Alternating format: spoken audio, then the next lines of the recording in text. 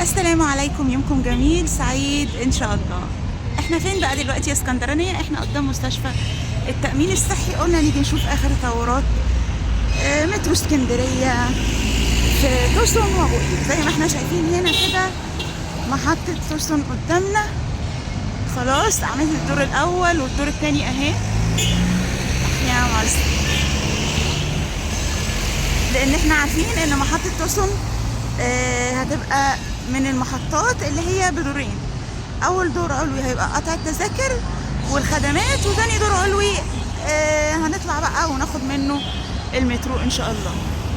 عشان كده كنا بنسأل ليه اعمدتها عالية جدا، عشان تتناسب طبعا مع ارتفاع المحطة، مع ارتفاع المحطة. يعني اهو ده كده المسار وده كده المحطة. انا هروح بقى على الجنب التاني عشان العربيات واكمل معاكم لحد ابو قير. خليكم معايا. هنا انا رحت الجهة المقابلة عشان اوريها لكم بوضوح. اهو كده المسار اهو والمحطة تمام.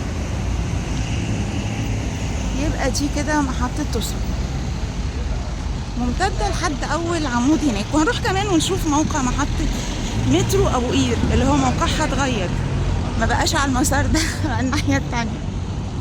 هنعرف ليه اول ما نوصل لها. خلاص ما شاء الله العمل، يعني ما شاء الله في همة ونشاط دون توقف. الله المستعان. طبعا احنا عرفنا ان مشروع مترو اسكندرية ان شاء الله هينتهي نص 2027. ربنا يدينا العمر ان شاء الله ويكمل على خير يا رب. كملوا معانا يا اسكندرانية الفيديو للنهاية. السلام عليكم. في اتجاهي دلوقتي لو ايه، بس قلت اسلم عليكم. المواصلات أزمة صعبة جدا جدا، المنظرة في كل حتة. هنا عند فتحة الإدارة في توسون بجد يا ريت الإدارة العامة للمرور تشوف حل، والمحافظة كمان تشوف حل لتقطيع المسافات والزحام. زحمة زحمة زحمة ومفيش مشاريع. أنا مش عارفة يعني سواقين المشاريع إيه يعني. وخناقات أهو مع أحد السواقين عشان بيحمل على مزاجه الطلبة. الوضع ده يرضي محافظة اسكندرية؟ يعني الوضع اللي احنا وصلنا له ده. واحنا هنا بعد فتحة الإدارة هنلاحظ ان الأعمدة خلاص مش مكتملة. ده كده آخر عمود بالنسبة لمحطة توسون. طب ليه؟ لأن محطة أبو قير اترحلت على يساري الجزء الشمال. هنمشي برضه ونشوف موقع المحطة، لأن المترو كده مش هيمشي مباشرة لحد أبو قير مسار قطار أبو قير زي الأول. لا، محطة أبو قير هتكون كده على شمالنا. ليه؟ هنمشي ونتوقع مع بعض ليه. خليكم معانا. ولو بصينا على الجانب الآخر اللي هو على اليسار، أنا معلش عملت زوم عشان طبعا الجزء ده كله مغلق. بداية أعمدة محطة أبو قير نفسها. يبقى هنا بداية أعمدة محطة أبو قير لسه كمان ممتدة قدام. وهوريكم كمان اليافطة اللي محطوطة ان محطة ابو قير على الجانب ده اللي احنا عليه، اللي هو على اليسار مش على امتداد المترو العادي، على الجانب اليمين بعد ورشة العمارات الجسيمة او جنب ورشة العمارات الجسيمة الموجودة. ليه نقلوها او ليه هم مش نقلوها؟ ليه وضعها يعني هي في الوضع ده؟ تحسبا بقى للتطوير اللي هيحصل هنا شرق اسكندرية. لسه في على فكرة تطوير كبير، ولسه كمان في محطة أبو قير بقى الرئيسية اللي هي ممتدة للداخل عشان توصلنا لأبو قير الجديدة. يعني شرق اسكندرية هتتغير تماما. تعالوا نكمل.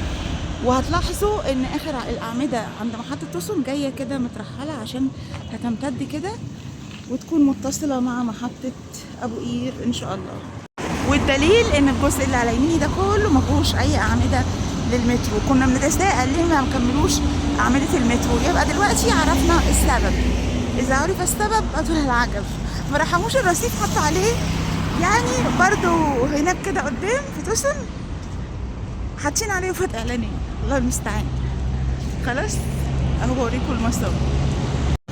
هنا بالظبط موقع محطة مترو أبو قير قدام مزلقان توسون اهو محطوط اليافطة رسمية. يبقى محطة مترو أبو قير مش هتبقى على يميني على المسار اهو، تم وضع اليافطة رسمية على يسارنا زي ما احنا عارفين وزي ما قلت لكم.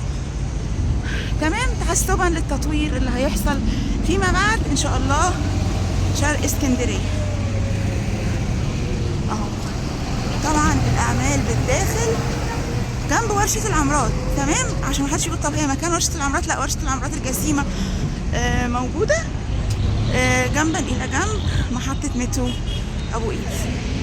كملوا بقى كده لحد قدام ونشوفوا آخر التطورات برضه.